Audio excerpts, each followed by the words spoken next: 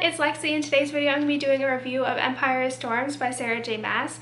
And for those who don't know, this is the 5th book in the Throne of Glass series. But yeah, so for this video it's going to be hard not to go into spoilers. So if you are thinking about going and reading the Throne of Glass series, I highly recommend that you check it out. It's a very kind of interesting series.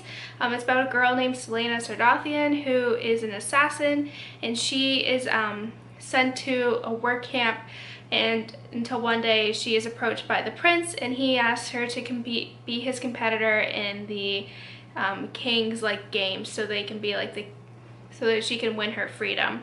So essentially this is the 5th book, and I don't want to go into, so if you have not read this book yet or you haven't read any of the series, I recommend checking out now because I will be going into spoilers. Yeah, so kind of despite all the issues that I did have with this book, I gave it a 3.5 to 4 stars, mostly because I did enjoy the side characters so much, like Manon and Elide. I think that's probably why it's more towards I enjoyed it. I did feel a disconnect from Aelin, who's supposed to be the main character, but I really enjoyed the side characters, and that is what made the book for me. Okay, so to start out, I feel the biggest problem that I did have with this book was kind of the world building and the big kind of plot holes within this story as a whole. I know in particular for me, it was even though Nehemia dying in the second one, why she needed to sacrifice herself to kind of get this whole thing in order. I know they try to explain that here in the beginning, they explain it here in this book, but it still doesn't make sense in how she kind of planned all this to get Aelin to kind of jump on board with this whole Erewhon thing. But I still do not get that, and how Elena kind of messed everything up, and she knew that I feel I don't know, there's a lot of loopholes in this in particular, so it was kind of bothersome to see that, particularly with that, just because it was I still don't understand why it has to be that way. And for a big part of this book, I feel it's hard to keep track of who's related to who, and what is their family relationship and all this. I know especially Maeve, is she it's hard to kind of keep track of the family, especially within the Fae. I know, so Maeve is Aelin's aunt on her mother's side, and then Aelin and Brandon and all these people are related, but they're split, so between Dorian's side of the family and Aelin's, it's very confusing to kind of keep track of all that. So that is one thing in particular. If there was a family tree, I think, provided in the book or available online, I think that would make it a lot easier to kind of keep track of everything, because it does take away from the reading experience, because you're sitting there and you're thinking, okay, who is this person again? What is their relation to this? What is their significance? And in particular, I did feel a bit of disconnect from Aelin throughout this book, because I feel we are given more chapters of Lokron and Elide and Manon and all the other side characters than we were with Aelin. So especially I kind of felt this in Queen of Shadows as well. There's a bit of a disconnect, especially the big reveal at the end of the book with kind of Aelin set all of these debts to be paid for the army and all that. I know it's supposed to be a big surprise, but a lot of the big things that Aelin was planning, you don't really know what's going on. You don't really know what she's thinking and all this. So there's a bit of a disconnect, and I feel I was more attached to the side characters than Aelin, and I feel that's been a common theme, especially for Queen of Shadows. She has been doing her own thing, and she's off in her own little world doing her thing, and the story is mostly focused on the side characters. And yeah, especially even I agreed with Darrow, I think who it was, who said Aelin's too brash and she doesn't really make very good decisions to be able to kind of do all these things, so be queen and all that. And I kind of agree, she doesn't really she's very brash, she has an anger temper, and she kind of doesn't really think things through. So I can kind of see that, but how everything, so I could kind of see the silent assassins coming and her debt with the Pirate King and all that. Like, I could see all that coming, but like I feel like there is a big disconnect between the reader and Aelin, because we are not really told like what she's thinking, what she's feeling and all this. Like, we're just told that literally she's drained, and then her relationship with Rowan, which I still am against. I do not like this relationship at all. Like, I hate Rowan. I don't know why. Like, I hate how, like, I think in particular I had the same issue like with Tamlin, like their dominance and possessiveness of their mates. Like, I can kind of get that because they're like more like animalish, but I still do not like that, and how he's, I don't know, like I still don't like him. I don't know what it is. I was team Kale the whole time, so it was kind of, I still am not a fan of that relationship as a whole. And I don't know, like, I don't know why I don't like him, but I don't. I was getting a lot of Harry Potter vibes when Manon and Aelin were in that like witch glass, and thinking about how Aelin was born to sacrifice herself to like seal off the word keys and all that, which I still don't really understand. Like, I feel like they're not really explained like well. Like, that's a big thing. Like, I don't really understand. They have to seal like these things and put them back, but like, I don't know, like I was getting like major Harry Potter vibes. Like, I'm pretty sure she's probably gonna do it a bit differently than like what Harry Potter did, but like I kept thinking, like when I was thinking of the Harry Potter movie where Snape's like, all this time you've been raising him for like a pig of slaughter, and that's literally like what I was thinking, because how Elena was like watching out after Aelin to make sure she survived, like when there's that attack at the river and all this stuff, and like leading her to Rowan so at least she could like experience that before she dies. Like, very much Harry Potter like. And I feel like the part that I enjoyed the most about this story were the side characters, particularly the other female leads like Lissandra and Elide and Manon. So I think Elide and Manon are definitely my favorite characters of this whole series. I love how Elide kind of grew into her own, and we got to see that and all that stuff. So it was really neat to kind of see her grow from like the meek person who was in that castle to now kind of standing up for herself, and I really like that. And I think really Manon is a very dynamic, interesting character as well. Like, in Heir of Fire, I really could care less about her storyline, but then once kind of Queen of Shadows came out, and you could see how she was kind of like fighting between like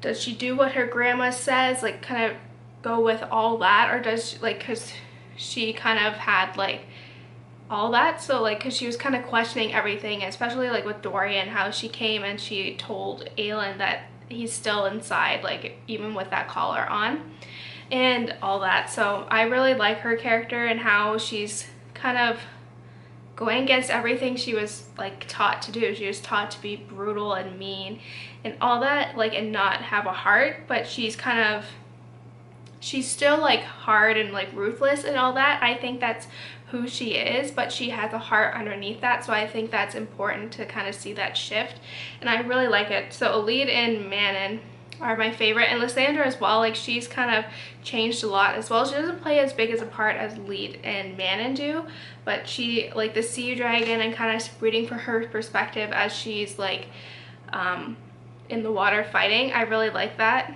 And like the parts, I did find the part where they were doing the pirate cove, like the cove fight scene, and that goddess comes through like Aelin, and I was like, I don't know, I found those parts really confusing and all that. Like I said, a lot of the parts are confusing, especially when it involves like the word keys, or like who's related to who, and like why things need to be the way they do. And I think especially like the romance in this novel, I really love Elide and Lokrin, I think that's how you pronounce his name.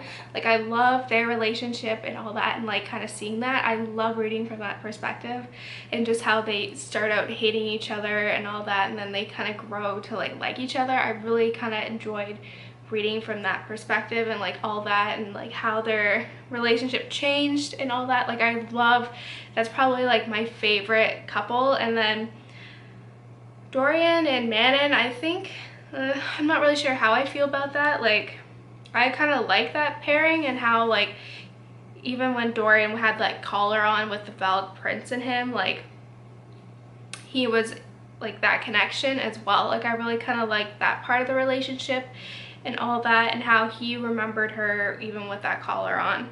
And Lissandra and Adion's relationship is the one that I'm not so really sure how I feel about. Like I feel like their relationship was too rushed, and all that. Like he's like, I'm gonna marry you one day and all this. Like I'd be like, whoa, slow down, buddy. Yeah, so like that part, I don't know, like I feel like it was very not really natural, their progression of their relationship, because it was hinted at the end of Queen of Shadows, but we didn't really get to see kind of that relationship evolve and bloom. And I still really hate Aelin and Rowan. I really do. I don't know, like I feel like, I don't know, it's like his possessiveness. The same issue I had with Tamlin and Farah in like all that, like his possessiveness of her and like all that. Like with Farah and Rhys, like I really like that relationship because he didn't like push it on her. He's still protective, but he's not like over like crowding and all that. So that's why I like Aelin and Kale. So can we just talk about Kale for a second? Like he literally dropped off the face of the earth. They mentioned him like once every like 200 pages. And he's like, well, Kale might be doing this, but we don't know. So I don't know, like I feel they could have added him into it. I feel like maybe having a disabled character would have added like a different perspective to it. Like I don't know, I feel like, but a part of me is thinking, if you remember in the Assassin's Blade, the one part with the one about the healer and how Aelin is in that like inn and she kind of saves that healer who's going off somewhere to like learn how to like heal and all this stuff, and taught her how to fight. So I think maybe she might have a role with like Kale's recovery or something like that, because they were sailing off somewhere to like go do all that stuff. So yeah. And lastly, I think I have to talk about the sex scenes in these books, because like I was not expecting it, because like the first like few books, first like 2 books are like kind of like teenager, like young teenagers can read them and all this, and you read this one and it's like, I feel uncomfortable reading it. Like I feel like it should be like, I feel like I'm watching something that I shouldn't be watching, and like I feel uncomfortable reading it. And the whole like ear fetish thing with Rowan, like what is with that? Come on, like earlobes are not attractive, like ugh. But like I felt them very uncomfortable, like especially the ones where I don't even remember the situation, but Rowan did something good and Aelin's like, well, I'll thank him on my knees later or whatever, like all this stuff, and like I was like, oh, okay. This is not like the teeny book that we were reading before. So yeah, or how like Dorian was like, it was like 50 Shades of Grey with him and Manon and all that stuff. So it was like, oh, very crazy. Ugh. I don't know how I feel about that, like especially with like Court of Mist and Fury. I was kind of uncomfortable with those ones, but I don't know, maybe I just don't like reading from that type of area. But I did kind of enjoy the ending, so I'm interested to see how everything concludes in the next book, the last book, which hopefully will be coming out next year, I'm pretty sure. And so yeah, I'm excited to see how everything ends and how like Rowan and everyone's gonna go and save her and like all this stuff. Like I'm really interested to see how that all plays out. So yeah, like I'm really excited to see how this concludes. I still, like if I could find, or if you could tell me where you could find like a family map of this Aelin Giganthropolis, I don't know, family, then please let me know in the bottom below, because it is still confusing. So that's it, guys. I hope you enjoyed this video. Let me know in the comments below like what you felt about this, or like what were your opinions on it, like what about what I said, like if you were thinking the same thing. So yeah, don't forget to give this video a thumbs up, and I'll see you next time. Bye guys.